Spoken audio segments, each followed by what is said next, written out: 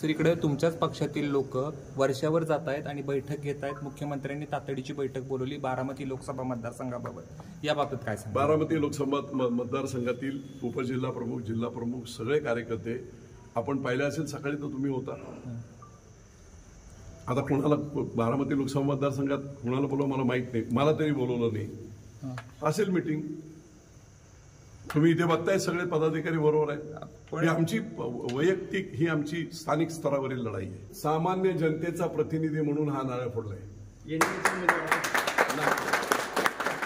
उद्या काय सांगता येत नाही. एनडीएचा उमेदवार सुद्धा होऊ शकेल. मी काय सांगता येत नाही. मी सांगितलं एकदा, ही जनतेची लढाई. ही लढाई मी थांबवणार नाही. मी माझ्या परीने माझ्या नेत्यांना, भाजपच्या नेत्यांना, वरिष्ठ नेत्यांना कन्व्हिन्स करण्याचा आणि समजावण्याचा प्रयत्न जरूर करेल की मी हे का लढतोय. तुमचं जे इप्सित आहे ना, ते अजित पवार फक्त लढून होणार नाही. हे चित्र अगदी क्लिअर कट रिपोर्ट्स आहेत.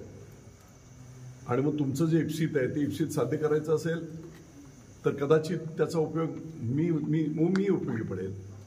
मी हेही सांगितलं की नरेंद्र मोदी विचारमंच किंवा नमो विचारमंच या नावानेच मी करणार आहे. मी महायुतीच्या विरोधात नाही, भाजपच्या विरोधात नाही. मी ही लढाई बारामती लोकसभा मतदारसंघातील कॉमन माणसांची जी अडचण आहे, पवार वर्सेस पवार, 5-5.5 लाख मतं ही पवार विरोधी असताना त्यांनी मतदान कुठे करायचं? ते म्हणतात की आम्हाला मतदान दोघांनाही नाही करायचं. आणि म्हणून लोकशाहीतली जी प्रक्रिया आहे त्या प्रक्रियेचा कर्तव्य म्हणून विचार करत मी माझी उमेदवारी इथे केली. जनतेची उमेदवारी. विजय शिवतारे नावाला आहे.